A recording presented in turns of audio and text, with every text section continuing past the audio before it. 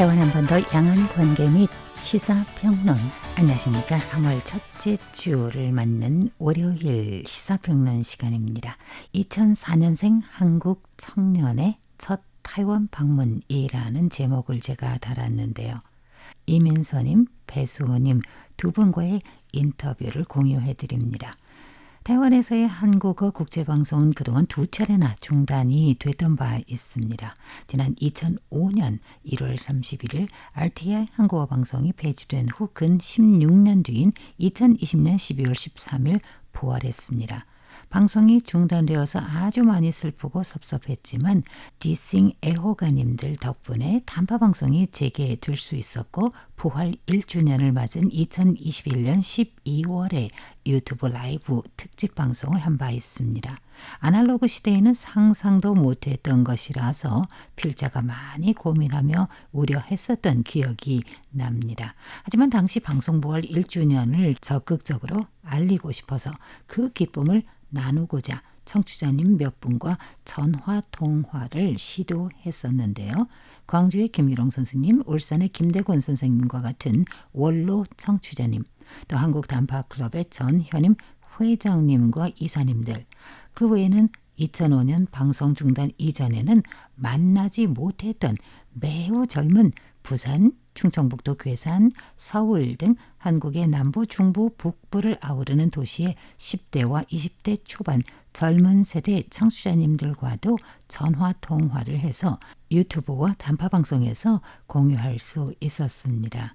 이제 돌이켜본다면 그때 유튜브 라이브 방송을 해서 시청취자님과의 거리를 더 좁힐 수 있었다고 생각되며 그 후 매년 특집 라이브를 관례처럼 진행하게 됐습니다.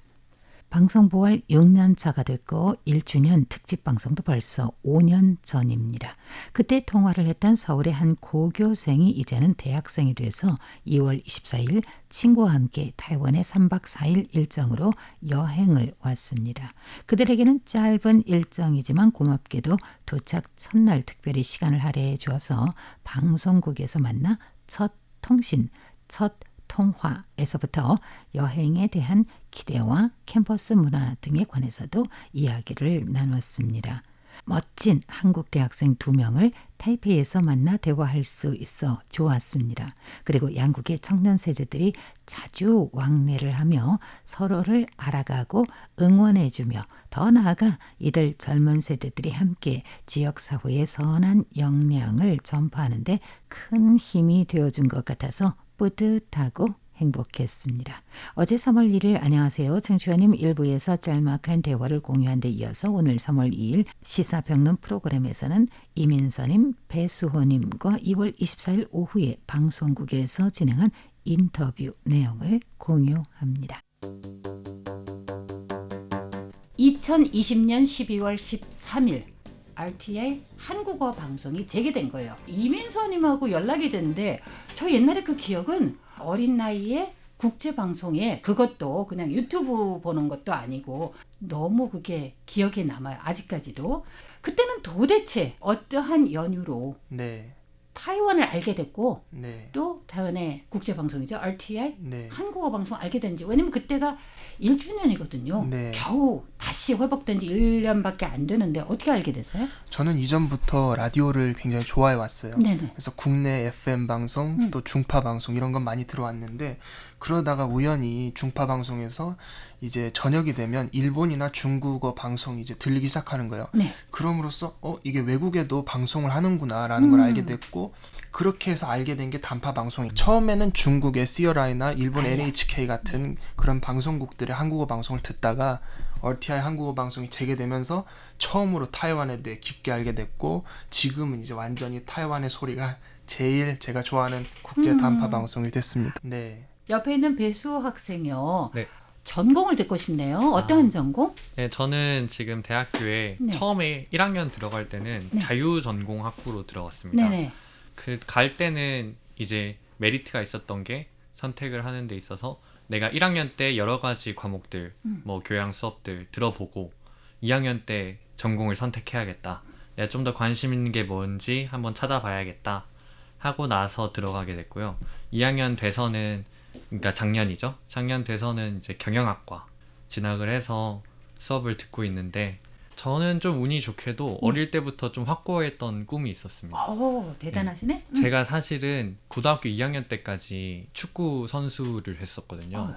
네, 엘리트 축구 선수로 진로를 계획하고 있다가 고등학교 들어가서부터 좀 생각했던 게 내가 진짜 축구 선수 할 수 있을까? 이게 정말 길이 사실 넓지 않은데 그래서 그쪽 체육 진로로 내가 꼭 선수로 하는 게 아니라 정말 사실 축구를 지금도 아주 좋아하거든요. 오늘 새벽에도 축구를 봤는데 근데 내가 축구 관련된 진로를 하기 위해서는 선수로서는 좀 아닌 것 같고 이제 공부를 해야겠다 해서 고등학교 2학년 때 딱 틀었죠. 공부를 해서 대학을 진학하자. 그렇게 돼서 관심을 지금 가지고 있는 분야는 축구 행정가입니다. 뭐 예를 들어서 협회 조금 우리 대한축구협회도 있지만은 그것보다는 조금 글로벌하게 뭐 아시아 축구협회나 아니면은 피파 그쪽으로 나가서 나중에 또 최종적으로 한국 축구 발전에 기여하는 것이 제 꿈입니다. 이야, 분명 기여하실 것 같아요. 감사합니다. 그리고 꿈이 너무너무 좋은 것 같아요. 왜냐면 옛날부터 이미 확고한 거고 지금도 그런 방향으로 가고 있다고 하는데 또 제가 이렇게 막 말씀하시는 거 보면서 들으면서 와, 이 친구 만약에 진짜 축구 이 필드에서 뛰었으면은 이 팬들이 뭐 엄청 나겠다라는 엄청난 미남인데 하여튼 좋은 거. 그러니까 그 취미로 인해서 지금 현재 공부하는 그 학교에 들어간 거잖아요. 네, 맞습니다. 이번에는 이민서님께 좀 여쭤보고 싶은데 이민서님은 전자공학입니다. 전자공학. 네. 혹시 이민서님도 어렸을 때부터 뭐 하고 싶다 이거 있었어요? 어렸을 때부터 하고 싶은 건 참 많았어요. 네네. 그런데 이제 한국도 그렇고 타이완도 그렇고 생각해 보면 반도체 산업이 되게 이제 중점적으로 다루어지는 산업입니다. 특히 이제 대만 쪽은 파운드리 쪽으로 유명하고 한국 쪽은 메모리 반도체 쪽으로 유명한데 그렇죠? 저 같은 경우는 이제 졸업 이후에 메모리 반도체 쪽으로 저의 진로를 잡아가지고 SK하이닉스나 삼성전자 같은 한국의 훌륭한 반도체 기업에 들어가서 우리나라 반도체 산업 발전을 위해서 제가 기여를 하는 게 목표고요. 또 기회가 있으면 타이완도 칩4라는 그 반도체 동맹 일원인 만큼 타이완과도 제가 이렇게 업무를 하면서 소통할 일이 많이 있지 않을까라고 생각을 합니다. 정말 다행입니다. 이런 분을 알아서.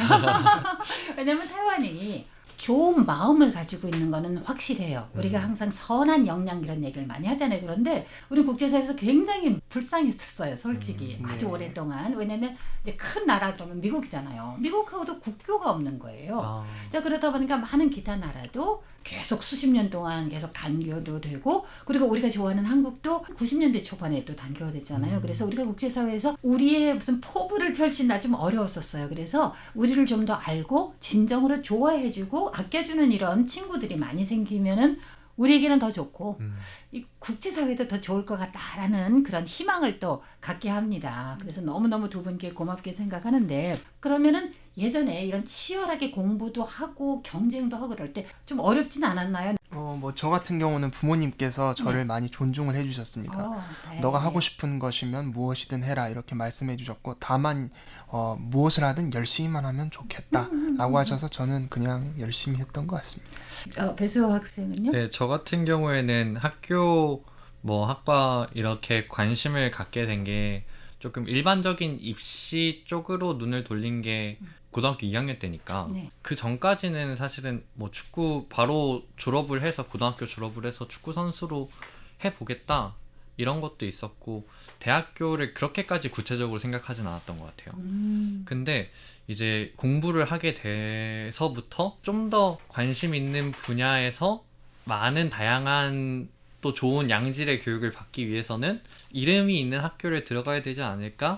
라는 생각은 막연히 했던 것 같아요. 타이완의 대학생은 어떠하다 뭐 옛날에 혹시 들어본 건 있나요?